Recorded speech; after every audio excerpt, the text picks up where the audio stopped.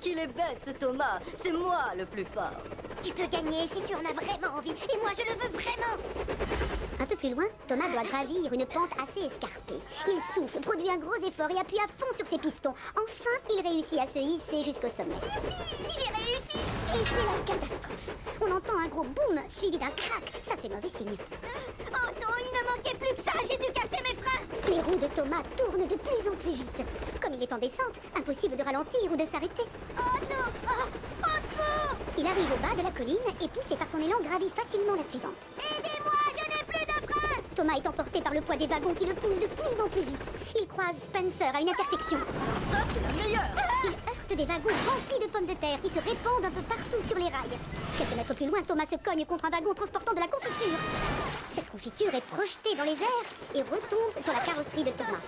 Mais ça ne l'arrête pas. La petite locomotive bleue se retrouve sur une très vieille voie.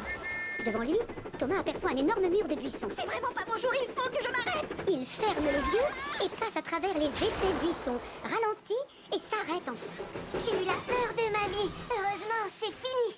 Il regarde autour de lui. Maintenant qu'il est à l'arrêt, il n'y a plus aucun bruit. Je parie que Spencer doit déjà être rentré à la gare. Il doit crâner parce qu'il a gagné le concours facilement. Et Percy doit sûrement se demander où je suis encore passée.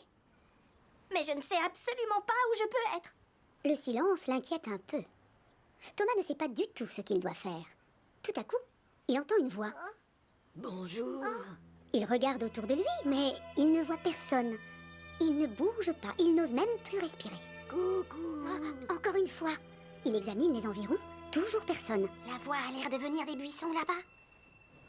Très lentement, Thomas commence à avancer. Les branches le griffent et craquent. Soudain, c'est la surprise.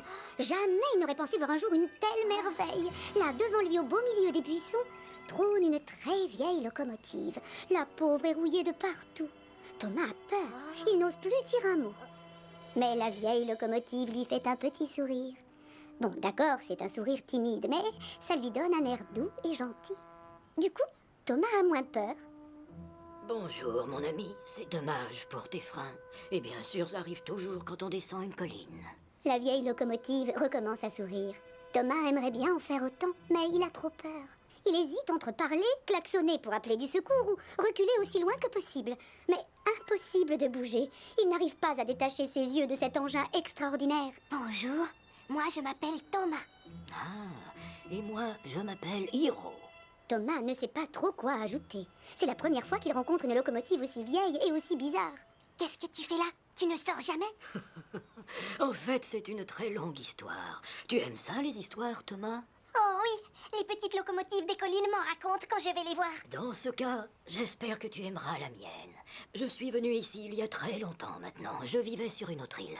Je suis l'une des premières locomotives à vapeur de Chicalor.